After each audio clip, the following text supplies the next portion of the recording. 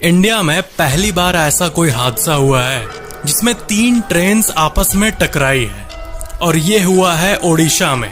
सबसे पहला सवाल जो कि लोगों के मन में आ रहा है कि ऐसा कैसे हो सकता है, क्योंकि हमारे इंडियन ट्रेन सिस्टम में कवच सिस्टम का इस्तेमाल किया जाता है 2 ट्रेन्स की आपस में कोलिजन होने से रोकने के लिए। ऐसा कहा जा रहा है कि पहली ट्रेन सबसे पहले डीरेल हो गई, यानी पटरी से उतर गई। फिर उसके जो कोचेस थे वो दूसरे ट्रैक पर जाके गिर गए। फिर उस ट्रैक पर जो ट्रेन आ रही थी वो इन कोचेस से टकरा गई। एग्जैक्टली क्या हुआ है ये तो अभी एनालाइज करना बाकी है और फुल रिपोर्ट पब्लिश होना बाकी है। लेकिन सवाल ये है कि कवच सिस्टम के होने के बावजूद भी ऐसा कैसे हो सकता है। तो इसका आंसर ये है कि जो कवच सिस्टम है, जो कि एक ऑटोमेटेड सिस्टम है, जो कि एक नेटवर्क पे काम करता है। अगर कोई ट्रेन के सामने दूसरा ट्रेन सेम ट्रैक पर आए या फिर ऐसी कोई भी चीज